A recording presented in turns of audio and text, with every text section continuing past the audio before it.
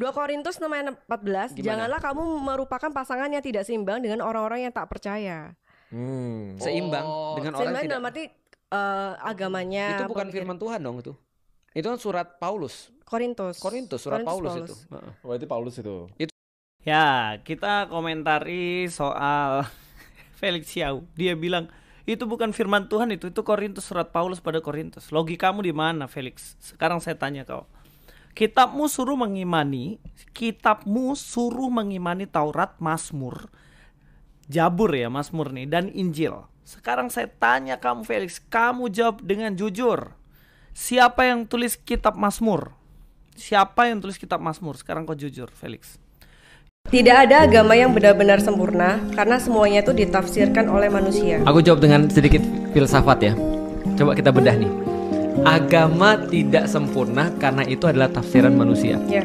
Berarti kalimat ini tafsiran manusia nggak juga sih? Iya. Nah, artinya aku kasih tahu sesuatu yang pasti ya. Manusia itu tidak sempurna, itu yang sudah pasti. Oke. Berarti ketika manusia tidak sempurna, maka dia perlu daripada selain dia untuk ngasih tahu dia bagaimana yang sempurna. Betul. Berarti harus dari eksternal dong. Betul. Itulah agama. Tapi banyak manusia yang salah nafsirkan gak sih? Banyak manusia yang salah nafsirin agama tidak menjadikan agama nggak sempurna. Yes. Itu justru menjadikan bahwa manusia itu tidak sempurna. Menunjukkan itu. Nah, kalau ngomong itu biasakan untuk memakai referensi. Nah, kalian juga YouTuber itu yang penontonnya banyak. Kalian kalau mendatangkan narasumber, datangkan narasumber itu yang kompeten gitu loh. Sekali-kali datangkan orang yang kompeten, datangkan orang yang benar-benar punya ilmu tentang kekristenan. Sekarang ini ada tren aneh ya, ada tren aneh yang mana belajar Kristen dari ustadz-ustadz. Aneh gitu. Belajar Islam dari ustadz, belajar Kristen dari pendeta gitu loh yang bener.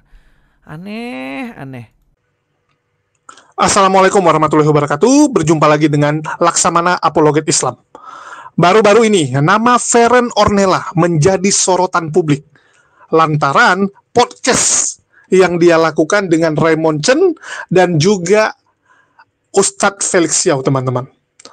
Jadi Feren Ornella ini bisa disebut menjadi talents di channelnya Raymond, di mana dalam podcast tersebut yang dibahas adalah agama ya. Mungkin karena dalam suasana bulan suci Ramadan, jadi yang dibahas adalah tentang ilmu agama. Feren Ornella sendiri itu berasal dari agama Kristen. Dia adalah seorang perempuan yang lahir di Surabaya dan bekerja sebagai marketing spesialis. Ya, marketing spesialis, bisa disebut konsultan juga. Konsultan dalam hal bidang marketing.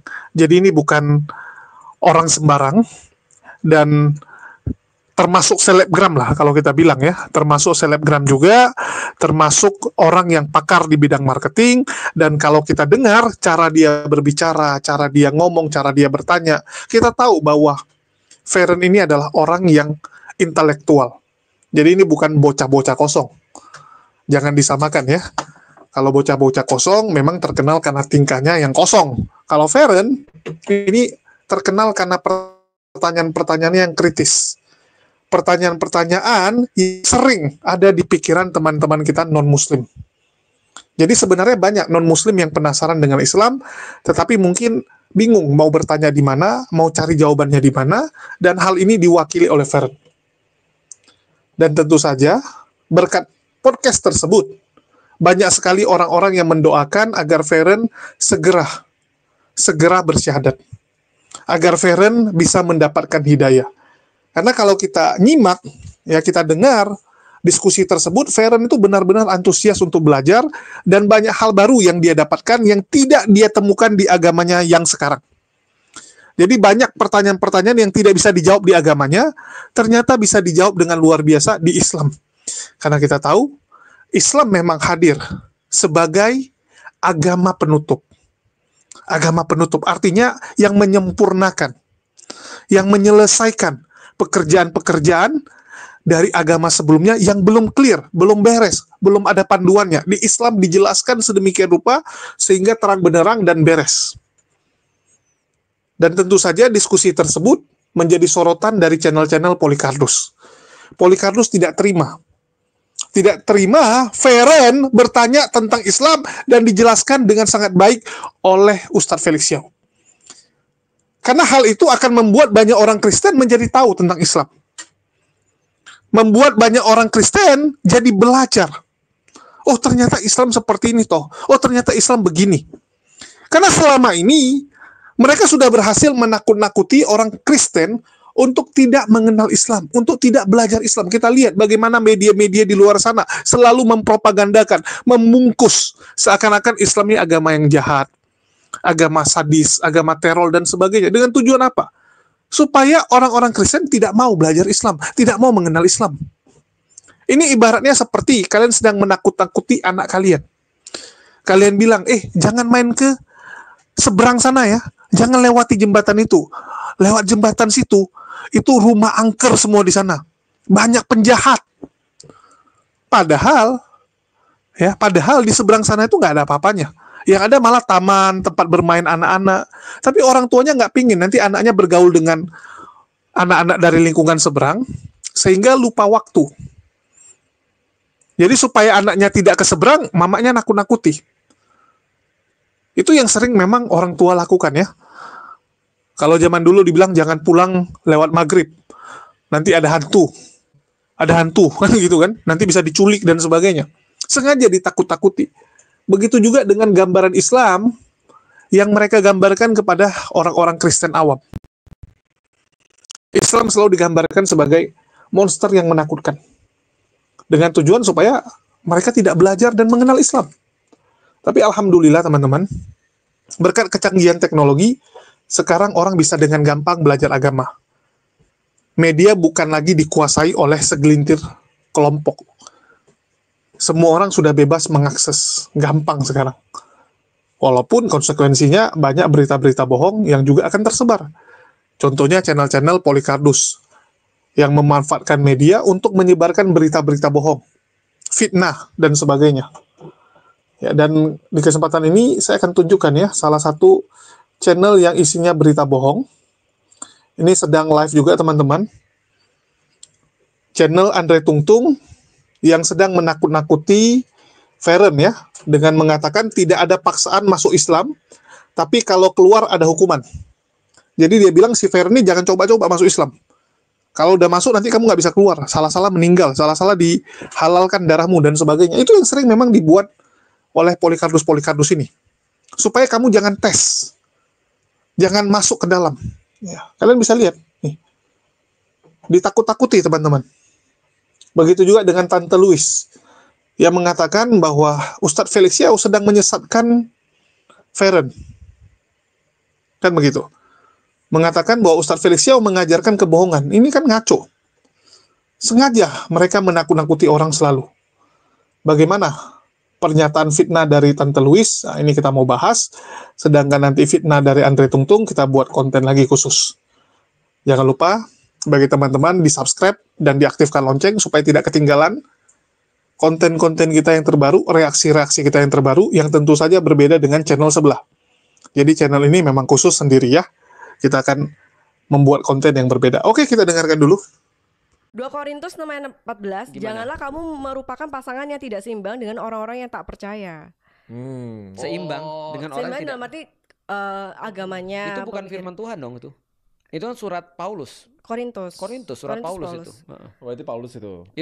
Ya, kita komentari soal Felix Xiao. Dia bilang itu bukan firman Tuhan, itu Korintus, surat Paulus pada Korintus. Logikamu di mana, Felix? Sekarang saya tanya kau. Kitabmu suruh mengimani Taurat, Mazmur, Jabur ya, Mazmur nih, dan Injil. Sekarang saya tanya kamu, Felix, kamu jawab dengan jujur. Siapa yang tulis kitab Mazmur? Siapa yang tulis kitab Mazmur? Sekarang kau jujur, Felix. Yang tulis kitab Mazmur itu Daud. Ada Musa juga. Ada beberapa orang yang menulis itu. Terus kamu bilang itu bukan firman Tuhan karena yang menulis Daud. Bagaimana? Ayo kamu jawab. Itu firman Tuhan atau bukan? Ya, yang kedua, yang tulis kitab Taurat siapa? Felix, siapa yang tulis kitab Taurat? Musa kan? Terus yang tulis kitab Musa dan itu bukan firman Tuhan menurutmu, Felix? Kamu mengatakan Korintus itu yang tulis Paulus, tapi itu bukan firman Tuhan kamu bilang. Nah, logikamu itu harus pakai secara menyeluruh. Kita mau menyuruh untuk mengimani kitab Taurat, suruh mengimani kitab Zabur, Mazmur, dan suruh mengimani kitab Injil. Sedangkan semua kitab-kitab ini ditulis oleh manusia. Dan kitab-kitab itu tidak secara literally Tuhan ngomong langsung kepada manusia. Ada beberapa itu yang narasi, cerita sejarah, tapi itu firman Tuhan. Kenapa? Karena segala tulisan yang diilhamkan Allah itu memang firman Allah. Jadi kamu gak bisa. Sebenarnya harusnya ini cewek ini siapa ini saya gak tahu juga. Kamu itu sedang berusaha disesatkan sama Felix Yau. Nah kamu belajar firman Tuhan lagi sama Felix Yau. Kenapa tanya sama si Felix? Dia aja Katolik, dia aja Kristen tapi nggak jelas, dan kemudian dia berpindah agama ya karena ketidakjelasannya, tidak mengertiannya tentang firman Tuhan gitu loh. Dan kamu berusaha disesatkan sama Felix Yau. Felix, saya tanya sekali lagi, coba jawab. Kitabmu menyuruh kamu untuk beriman pada kitab Taurat, kitab Mazmur, dan kitab Injil. Siapa yang tulis kitab Taurat, Felix? Siapa yang tulis kitab Mazmur? Tolong jawab dengan baik, supaya kamu bisa mempertanggungjawabkan perkataanmu bahwa tulisan Paulus itu bukan firman Tuhan. Nah, memang jelas ya, dalam kitab Paulus itu dibilang tidak boleh memiliki pasangan yang tidak seimbang, tidak seiman. Saya akan bahas ini, tapi kita nonton videonya dulu ya. Tapi ada nggak Yesus ngomong dia larang? Dia baru tahu deh. Aduh, baru tahu lagi gue nih mata kayak gitu tuh. Gue sangka sama aja semuanya. Nah, yaudah makanya kita harus buat segmen belajar Kristen dari Ustadz. Ya, ini statement dia ini telak banget sih. Kita belajar Kristen dari Ustadz. Ini sebenarnya sindiran yang telak banget. Kenapa? Kamu Ustadz, apa kompetensimu sehingga kamu mengajarkan kitab Injil dan mengajarkan Kristen?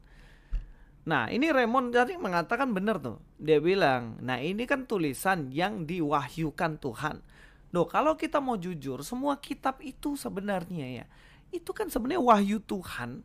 Yang mana wahyu Tuhan ini mengatur semua sejarah, mengatur semua apa yang dikatakan penulis. Nah, orang-orang seperti mereka itu mengerti loh. Ini si Ustadz Felix ini yang ngakunya Kristen ini apa yang kamu tahu gitu loh. Iya kan? Kasian. Kita langsung dengar lagi. Kita lanjutkan lagi. Ini berarti surat kan berdasarkan wahyu. Ya. Kalau misalnya dianalisa lagi secara statistik nih, cowok Muslim nikah sama cewek yang Kristen, ada chance kecil di mana cowoknya yang murtad. Ya, bisa banget. Karena sebenarnya kalau menurut by the way gini ya, aku jelasin dulu ya. Keyakinan orang-orang Kristen adalah sebenarnya surat-surat Paulus itu termasuk adalah firman Tuhan. Karena dibimbing oleh Roh Kudus, kata mereka. Cuman kan nggak langsung dari Yesusnya. Tapi kalau Yesusnya aku yakin juga pasti ketika dia nganjurin menikah, pasti menikah dengan satu iman. Karena secara logika pun sebenarnya semakin kalau visi kita kan Rebas visi tadi pas jelasin bisnis nih. Nah, visi itu penting banget tuh dalam pernikahan. Kalau visinya beda itu bisa kacau tuh pernikahan tuh. Tapi kalau yang lain-lain beda masih oke sebenarnya. Nah, contoh ya, misalnya kalau kita lihat ya, di dunia motivasi zaman sekarang, psikologi, ternyata cewek itu memberikan influence, cowok itu yang memutuskan. Tapi influence adalah cewek. Betul. Dalam beberapa kasus, cewek itu lebih powerful daripada laki-laki. Bukan beberapa sih. Nah, tapi kita harus tahu who is deciding tetap laki-laki. Gitu, walaupun influence-nya pada perempuan. Makanya laki-laki tetap boleh menikahin yang non-muslim. Atau yang bukan non-muslim ya, ahli kitab namanya. Gitu. Menjawab nggak pertanyaannya? Menjawab ya. Jadi Bukan jadi nggak masalah standar ganda standar ya, karena beda konteksnya gitu. Ngerti kan? Gak perlu gue jelasin ulang kan? Dia udah nanya ke gue nih soalnya. Ngerti ya, Iya. oke lah. Oke lah. Oke.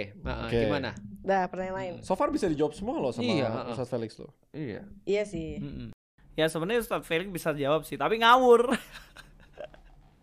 Ya oke, kita akan bahas. Saya seneng nih bahas soal ini. Sebenarnya saya punya buku yang bahas tentang ini, tapi yang nggak pernah saya cetak. Ya alasannya tahulah ya kenapa saya nggak pernah cetak, karena dana jelas nggak ada. Makanya saya nggak cetak. Oke, kita akan bahas ini ya. Kita akan bahas apa kata Alkitab soal pasangan yang beda iman. Jangan sampai nih Felix Yau ini ya dia bikin-bikin sesat kalian nih. Apa kata Alkitab soal pasangan yang tidak seiman? Nah, dalam kitab Ulangan, tadi kan Felix bilang, wah dalam Kristen itu kitab Korintus bukan firman Tuhan. Bukan ini, tidak ada perkataan Yesus. Sekarang saya kasih tahu. Ini sekarang langsung Tuhan Allah berfirman nih dalam Ulangan 7 ayat yang ketiga dikatakan, janganlah, apa dikatakan situ? Janganlah juga engkau kawin mengawin dengan mereka. Anakmu perempuan janganlah kau berikan kepada anak laki-laki mereka, ataupun anak perempuan mereka jangan kau ambil bagi anakmu laki-laki.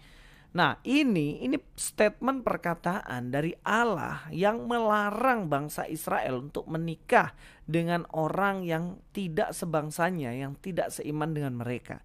Jadi ini secara jelas Tuhan itu melarang. Dan kalau bangsa Israel itu dilarang menikah dengan beda suku, itu bukan karena semata-mata sukunya, karena perbedaan iman. Dan ini prinsip ini juga, ini sebenarnya di dalam Kristen juga memegang prinsip ini. Sehingga Korintus itu, surat Paulus itu sebenarnya hanya menekankan tentang tafsiran dari ulangan ini yang kemudian ditulis ulang Paulus untuk menasihati jemaat Korintus. Nah, akarnya itu berasal dari kitab ulangan ini yang artinya tidak boleh menikah dengan pasangan yang gak seimbang. Mengerti Felix? Nah, kalau ngomong itu biasakan untuk memakai referensi. Nah, kalian juga YouTuber itu yang penontonnya banyak, kalian kalau mendatangkan narasumber, datangkan narasumber itu yang kompeten gitu loh. Sekali-kali datangkan orang yang kompeten, datangkan orang yang benar-benar punya ilmu tentang kekristenan. Sekarang ini ada tren aneh ya, ada tren aneh yang mana belajar Kristen dari ustadz-ustadz. Aneh gitu. Belajar Islam dari ustadz, belajar Kristen dari pendeta gitu loh yang bener. Aneh. Ini kan pernyataan konyol ya. Sekali lagi siapapun bisa belajar dari siapa saja. Apalagi tujuannya itu belajar dan mendapatkan referensi. Contoh teman-teman, kita kalau mau belajar bisnis, ini kita bicara belajar bisnis ya. Kita tuh bisa belajar dari orang yang sukses maupun orang yang gagal. Bahkan kalau kalian nanya sama saya secara pribadi, saya lebih suka belajar bisnis dari orang yang gagal, bukan dari orang yang sukses. Karena orang yang sukses kadang-kadang dia menutupi sesuatu. Dia nggak kasih tahu semuanya, dia nggak kasih semua rahasianya. Tiba-tiba udah kaya aja gitu kan. Kalau kalian baca autobiografi dari orang-orang sukses, dia bilang dia buat ini, tiba-tiba dia buat ini. Tapi nggak dikasih tahu dari mana modalnya, bagaimana tahapannya, bagaimana cara lobbynya. Tapi kalau kalian belajar dari yang gagal, biasa detail deh. Kebiasaan orang gagal biasa dia kasih tahu detail-detailnya. Oh nih, masalah di sini, nanti kamu akan jumpai problem di karyawan, kamu akan jumpai problem di keuangan seperti ini. Kita bisa belajar dari mana saja. Referensi dari mana saja. Itulah kenapa saya selalu bilang sama teman-teman muslim, nggak ada salahnya kalian belajar sudut pandang Islam dari Polycarpus. Nggak ada masalah. Tetapi yang paling penting jangan jadikan itu sebagai satu-satunya referensi. Kita nggak pernah bermasalah. Ya, kita nggak pernah takut. Teman-teman muslim misalnya menonton Sofiatul, menonton channel-channel Polycarpus. Nggak ada masalah. Karena saya yakin teman-teman muslim adalah teman-teman yang pintar. Adalah orang-orang yang bisa memilah, bisa mengetahui mana yang benar, mana yang salah. Yang paling penting sumbernya harus banyak supaya kalian bisa menyortirnya, bisa memilah. Kan begitu. Kalau udah nonton channel Polycarpus, jangan lupa channel apologet Islam yang lain supaya bisa jadi data pembanding. Itu sangat kita sarankan. Beda dengan mereka yang selalu mewanti-wanti agar jemaatnya, agar penontonnya jangan nonton channel apologet Islam. Karena mereka takut kebenaran nanti akan terungkap. Itu ketakutan dari mereka. Kalau kita bicara Farrell, ya Farrell ini dia belajar dari Ustadz Felix Yau tentang kekristenan. Dan Ustadz Felix Yau sebelumnya memang dari agama Kristen. Ustadz Felix Yau spesialis di bidang sejarah.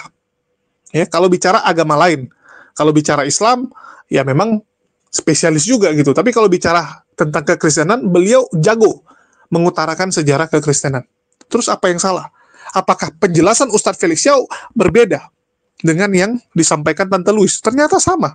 Bahwa Yesus pun kalau ada sekarang tidak akan setuju pernikahan beda agama. Terus kenapa kamu debatkan?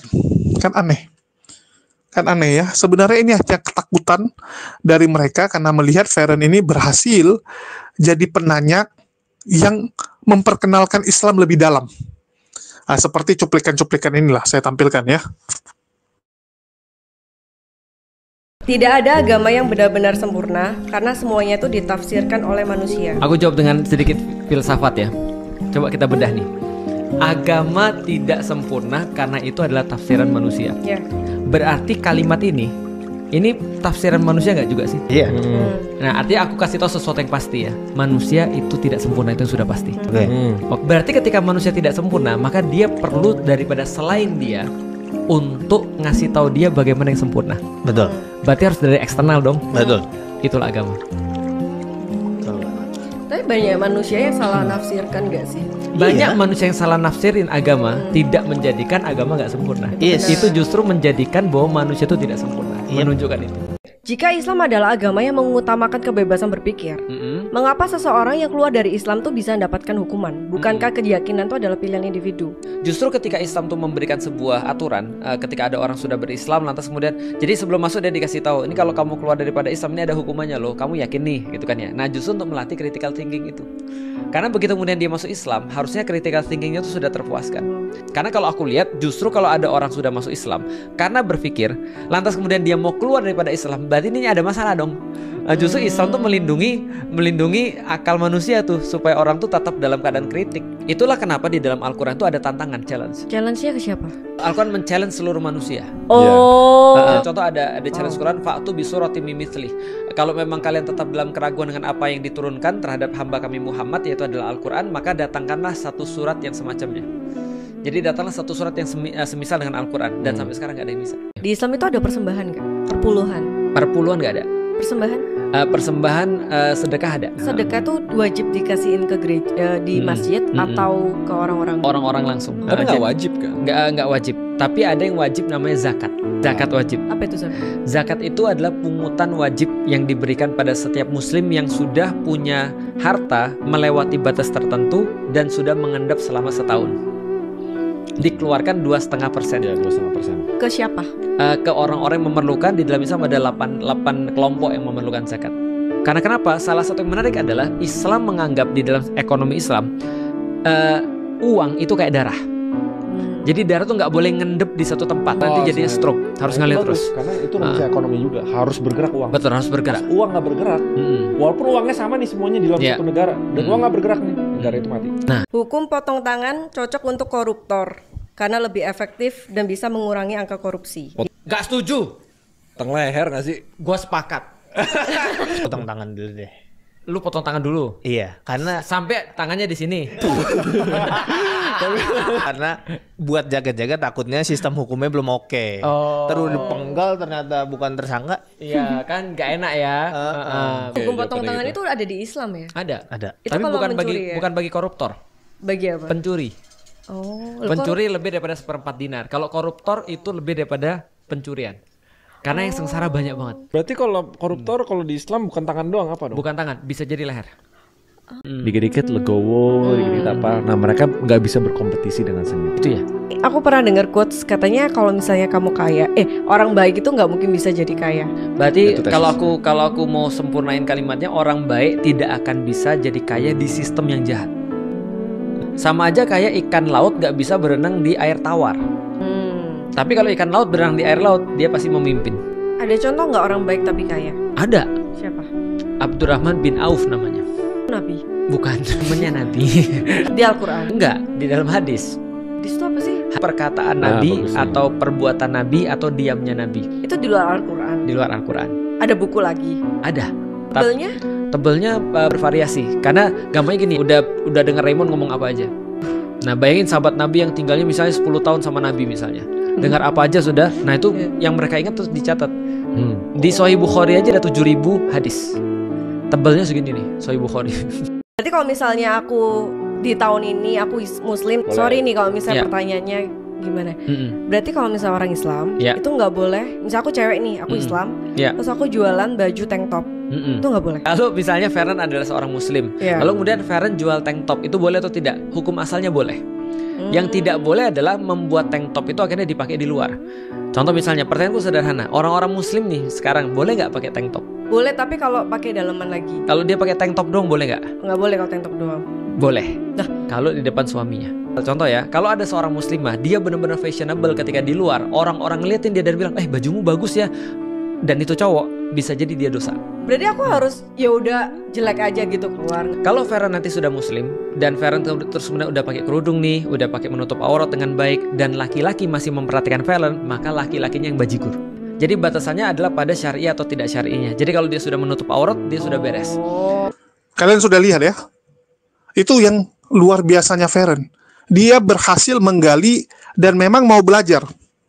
Itulah banyak orang mendoakan semoga dia dapat hidayah. Karena kita lihat antusias dia untuk belajar. Benar-benar ini orang niatnya adalah belajar.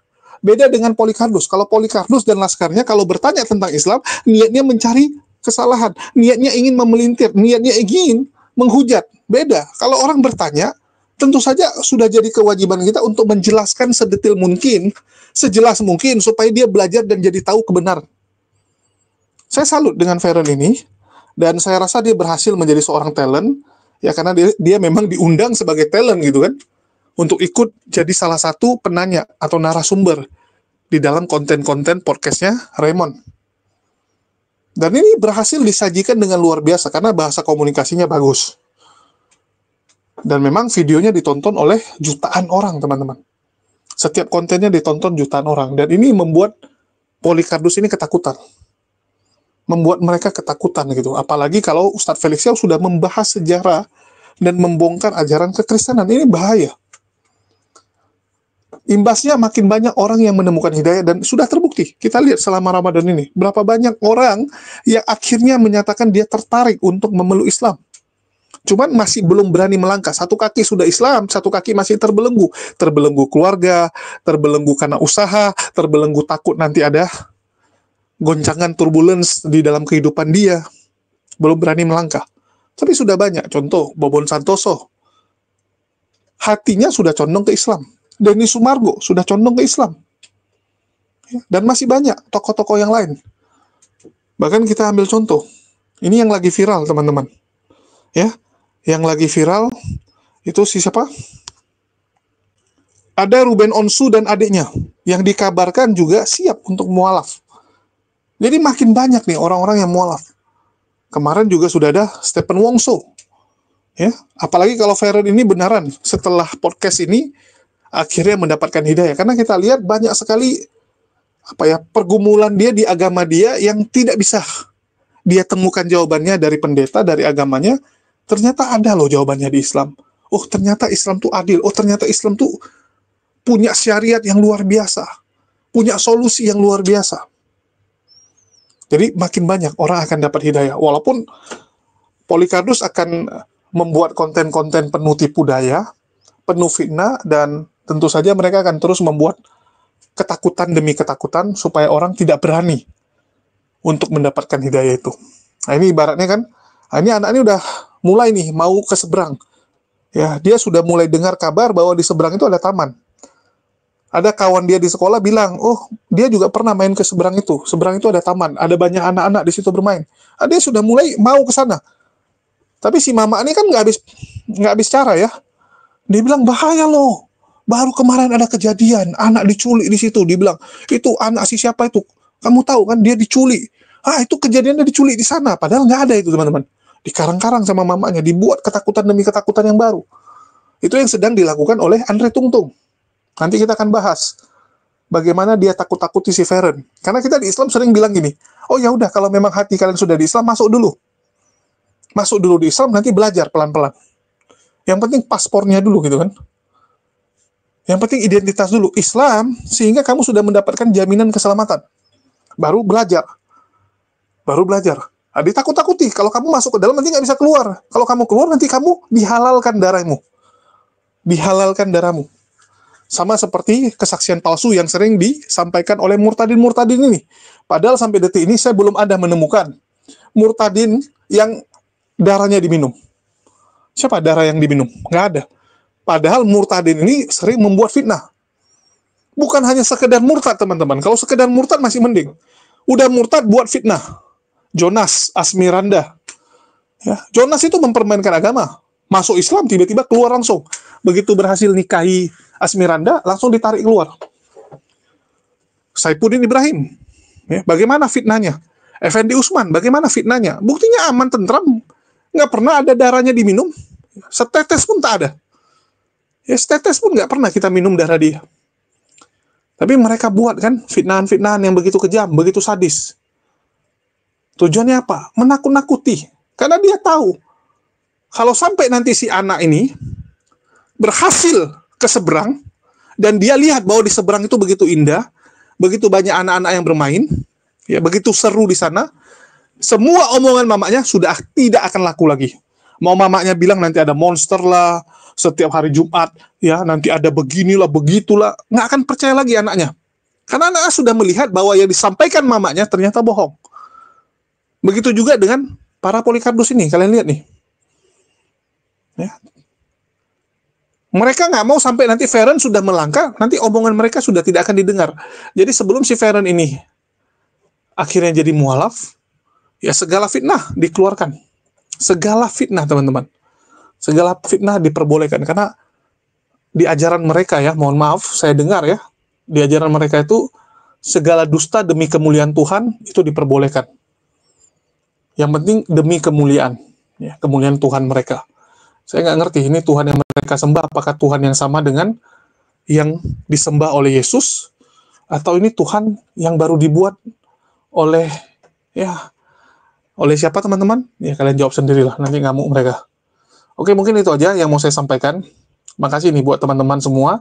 Dan sekali lagi, jangan lupa ya, di subscribe dan diaktifkan loncengnya supaya tidak ketinggalan film-film terbaru dari kita.